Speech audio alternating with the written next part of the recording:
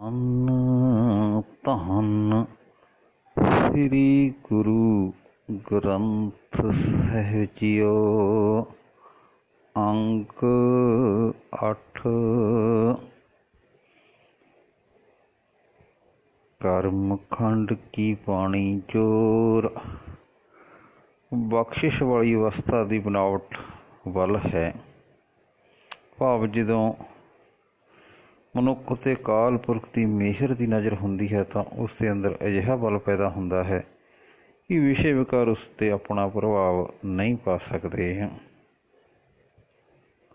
ਤਿੱਥੇ ਜੋਧ ਮਹਾਬਲ ਤਿੱਥੇ ਹੋਰ ਨਾ ਕੋਈ ਹੋਰ, ਕਿਉਂਕਿ ਉਸ ਅਵਸਥਾ ਵਿੱਚ ਮਨੁੱਖ ਦੇ ਅੰਦਰ ਅਕਾਲ ਪੁਰਖ ਤੋਂ ਬਿਨਾਂ ਕੋਈ ਦੂਜਾ ਉੱਕਾ ਨਹੀਂ ਹੁੰਦਾ, ਉੱਕਾ ਹੀ ਨਹੀਂ ਰਹਿੰਦਾ। ਤਿੱਥੇ ਜੋਧ ਮਹਾਬਲ ਸੂਰ, ਉਸ ਅਵਸਥਾ ਵਿੱਚ ਜੋ ਮਨੁੱਖ ਹਨ ਉਹ ਯੋਧੇ, ਮਹਾਬਲੀ ਅਤੇ ਸੂਰਮੇ ਹਨ।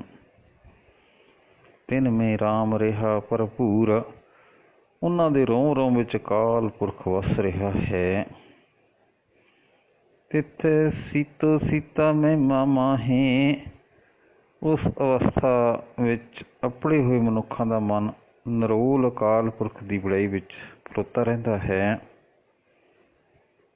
ਤਾਂ ਕਿ ਰੂਪ ਨ ਕਥਨੇ ਚਾਹੇ, ਉਹਨਾਂ ਦੇ ਸਰੀਰ ਅਜਿਹੇ ਕੰਚਨ ਦੀ ਬੰਨੀ ਵਾਲੇ ਹੋ ਜਾਂਦੇ ਹਨ ਕਿ ਉਹਨਾਂ ਦੇ ਸੋਹਣੇ ਰੂਪ ਵਰਣਨ ਨਹੀਂ ਕੀਤੇ ਜਾ ਸਕਦੇ। ਉਹਨਾਂ ਦੇ ਮੂੰਹ 'ਤੇ ਨੂਰ ਹੀ ਨੂਰ ਲਿਸ਼ਕਦਾ ਹੈ।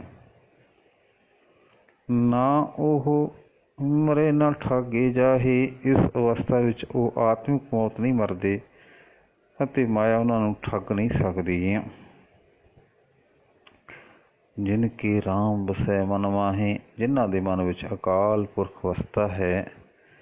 ਤਿੱਥੈ ਭਗਤ ਵਸੈ ਕੇਲੋ, ਉਸ ਅਵਸਥਾ ਵਿੱਚ ਕਈ ਭਵਨਾਂ ਦੇ ਭਗਤ ਜਨ ਵਸਦੇ ਹਨ। ਕਰੇ ਆਨੰਦ ਸੱਚਾ ਮਨ ਸੋਏ, ਜੋ ਸਦਾ ਖਿੜੇ ਰਹਿੰਦੇ ਹਨ ਕਿਉਂਕਿ ਉਹ ਸੱਚਾ ਅਕਾਲ ਪੁਰਖ ਉਹਨਾਂ ਦੇ ਮਨ ਵਿੱਚ ਮੌਜੂਦ ਹੈ। ਸੱਚਖੰਡ ਵਸੈ ਨਿਰੰਕਾਰ, ਸੱਚਖੰਡ ਵਿੱਚ ਭਾਵ ਅਕਾਲ ਪੁਰਖ ਨਾਲ ਇੱਕ ਰੂਪ ਹੋਣ ਵਾਲੀ ਅਵਸਥਾ ਵਿੱਚ ਮਨੁੱਖ ਦੇ ਅੰਦਰੋਂ ਅਕਾਲ ਪੁਰਖ ਆਪ ਹੀ ਵਸਦਾ ਹੈ। ਕਰ ਕਰ ਵੇਖਿਆ ਨਦਰ ਨਿਹਾਲ, ਜੋ ਸ੍ਰਿਸ਼ਟੀ ਨੂੰ ਰਚ ਰਚ ਕੇ ਮਿਹਰ ਦੀ ਨਜ਼ਰ ਨਾਲ ਉਸਦੀ ਸੰਭਾਲ ਕਰਦਾ ਹੈ। ਤਿੱਥੈ ਖੰਡ ਮੰਡਲ ਬ੍ਰਹਮੰਡ, ਉਸ ਅਵਸਥਾ ਵਿੱਚ ਭਾਵ ਅਕਾਲ ਪੁਰਖ ਨਾਲ ਇੱਕ ਰੂਪ ਹੋਣ ਵਾਲੀ ਅਵਸਥਾ ਵਿੱਚ ਮਨੁੱਖ ਨੂੰ ਬੇਅੰਤ ਖੰਡ ਮੰਡਲ ਤੇ ਬੇਅੰਤ ਬ੍ਰਹਮੰਡ ਦਿਸਦੇ ਹਨ। ਇਤਨੇ ਬੇਅੰਤ ਕਿ ਜੇ ਕੋ ਕਥੇ ਤਾਂ ਅੰਤ ਨ ਅੰਤ, ਜੇ ਕੋਈ ਮਨੁੱਖ ਇਸ ਦਾ ਕਥਨ ਕਰਨ ਲੱਗੇ ਤਾਂ ਉਹਨਾਂ ਦੇ ਓੜਕ ਨਹੀਂ ਪੈ ਸਕਦੇ। ਤਿੱਥੇ ਲੋ ਲੋ ਆਕਾਰ, ਉਸ ਅਵਸਥਾ ਵਿੱਚ ਬੇਅੰਤ ਭਵਨ ਅਤੇ ਆਕਾਰ ਦਿਸਦੇ ਹਨ, ਜਿਨ੍ਹਾਂ ਸਭਨਾਂ ਵਿੱਚ ਜਿਵ 'ਚ ਹੁਕਮ ਤਿਵੈ ਤਿਵਕਾਰ, ਉਹਨਾਂ ਉਸੇ ਤਰ੍ਹਾਂ ਕਾਰ ਚੱਲ ਰਹੀ ਹੈ ਜਿਵੇਂ ਅਕਾਲ ਪੁਰਖ ਦਾ ਹੁਕਮ ਹੁੰਦਾ ਹੈ। ਭਾਵ ਇਸ ਅਵਸਥਾ ਵਿੱਚ ਅੱਪੜ ਕੇ ਮਨੁੱਖ ਨੂੰ ਹਰ ਥਾਂ ਅਕਾਲ ਪੁਰਖ ਹੀ ਦੀ ਰਜਾ ਵਰਤੀ ਦਿਸਦੀ ਹੈ। ਵੇਖਿਆ ਵਿਕਸੈ ਕਰ ਵਿਚਾਰ, ਉਸ ਨੂੰ ਪ੍ਰਤੱਖ ਦਿਸਦਾ ਹੈ ਕਿ ਅਕਾਲ ਪੁਰਖ ਵਿਚਾਰ ਕਰਕੇ ਸਭ ਜੀਵਾਂ ਦੀ ਸੰਭਾਲ ਕਰਦਾ ਹੈ ਤੇ ਖੁਸ਼ ਹੁੰਦਾ ਹੈ। ਨਾਨਕ ਕਥਨਾ ਕੌੜਾ ਸਾਰ, ਹੇ ਨਾਨਕ ਜਿਸ ਅਵਸਥਾ ਦਾ ਕਥਨ ਕਰਨਾ ਬੜਾ ਹੀ ਔਖਾ ਹੈ, ਭਾਵ ਇਹ ਅਵਸਥਾ ਬਿਆਨ ਨਹੀਂ ਹੋ ਸਕਦੀ, ਅਕਾਲ ਅਨੁਭਵ ਹੀ ਕੀਤੀ ਜਾ ਸਕਦੀ ਹੈ। ਜਤ ਪਹਾਰਾ ਧੀਰਜ ਸੁਨਿਆਰ, ਜੇ ਜਤ ਰੂਪ ਦੁਕਾਨ ਹੋਵੇ ਧੀਰਜ ਸੁਨਿਆਰ ਬਣੇ। ਅਹਰਨ ਮਤ ਵੇਦ ਹਥਿਆਰ, ਮਨੁੱਖ ਦੀ ਆਪਣੀ ਮਤ ਅਹਰਨ ਹੋਵੇ, ਉਸ ਮਤ ਅਹਰਨ ਉੱਤੇ ਗਿਆਨ ਹਥੌੜਾ ਵੱਜੇ। ਭਉ ਖਲਾ ਅਗਨ ਤਪਤਾਓ, ਅਕਾਲ ਪੁਰਖ ਦਾ ਡਰ ਧੌਂਕਣੀ ਹੋਵੇ, ਘਾਲ ਕਮਾਈ ਅੱਗ ਹੋਵੇ। ਭਾਂਡਾ ਭਉ ਅੰਮ੍ਰਿਤ ਤਿਤ ਢਾਲ, ਪ੍ਰੇਮ ਕੁਠਾਲੀ ਹੋਵੇ ਤਾਂ ਇਸ ਕੁਠਾਲੀ ਵਿੱਚ ਅਕਾਲ ਪੁਰਖ ਦਾ ਅੰਮ੍ਰਿਤ ਨਾਮ ਗਲਾਵੋ। ਘੜੀਏ ਸ਼ਬਦ ਸੱਚੀ ਟਕਸਾਲ, ਕਿਉਂਕਿ ਇਹੋ ਜਿਹੀ ਹੀ ਸੱਚੀ ਟਕਸਾਲ ਵਿੱਚ ਗੁਰੂ ਦਾ ਸ਼ਬਦ ਘੜਿਆ ਜਾਂਦਾ ਹੈ। ਜਿਨ ਕੋ ਨਦਰ ਕਰਮ ਤਿਨ ਕਾਰ, ਇਹ ਕਾਰ ਉਹਨਾਂ ਮਨੁੱਖਾਂ ਦੀ ਹੈ ਜਿਨ੍ਹਾਂ ਉੱਤੇ ਮਿਹਰ ਦੀ ਨਜ਼ਰ ਹੁੰਦੀ ਹੈ। ਜਿਨ ਕੋ ਨਦਰ ਕਰਮ ਤਿਨ ਕਾਰ, ਨਾਨਕ ਨਦਰੀ ਨਦਰ ਨਿਹਾਲ, ਜਿਨ੍ਹਾਂ ਉੱਤੇ ਬਖਸ਼ਿਸ਼ ਹੁੰਦੀ ਹੈ। ਹੇ ਨਾਨਕ, ਉਹ ਮਨੁੱਖ ਅਕਾਲ ਪੁਰਖ ਦੀ ਕਿਰਪਾ ਦ੍ਰਿਸ਼ਟੀ ਨਾਲ ਨਿਹਾਲ ਹੋ ਜਾਂਦਾ ਹੈ।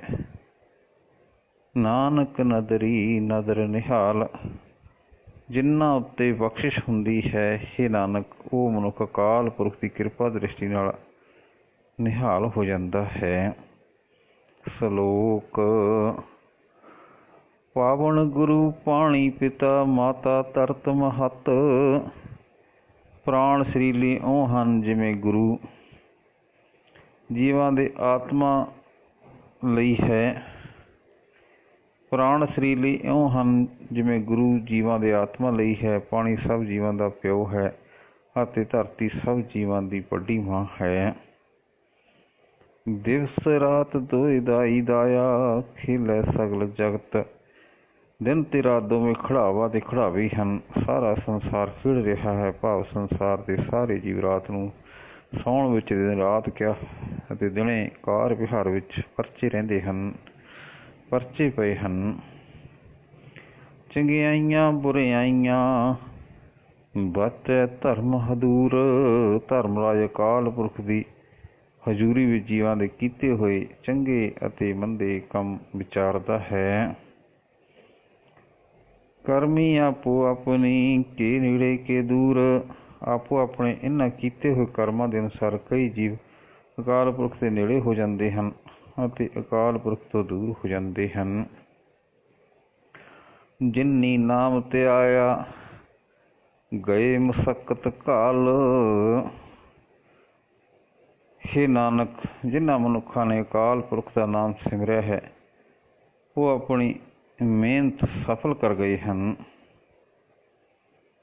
ਨਾਨਕ ਤੇ ਮੁਖ ਉਜਲੇ ਕੀਤੀ ਛੁੱਟੀ ਨਾਲ, ਅਕਾਲ ਪੁਰਖ ਦੇ ਦਰ ਤੇ ਉਹ ਉਜਲ ਮੁਖ ਵਾਲੇ ਹਨ ਅਤੇ ਹੋਰ ਵੀ ਕਈ ਜੀਵ ਉਹਨਾਂ ਦੀ ਸੰਗਤ ਵਿੱਚ ਰਹਿ ਕੇ ਕੂੜ ਦੀ ਪਾਲ ਢਾਹ ਕੇ ਮਾਇਆ ਦੇ ਬੰਧਨਾਂ ਤੋਂ ਆਜ਼ਾਦ ਹੋ ਗਏ ਹਨ।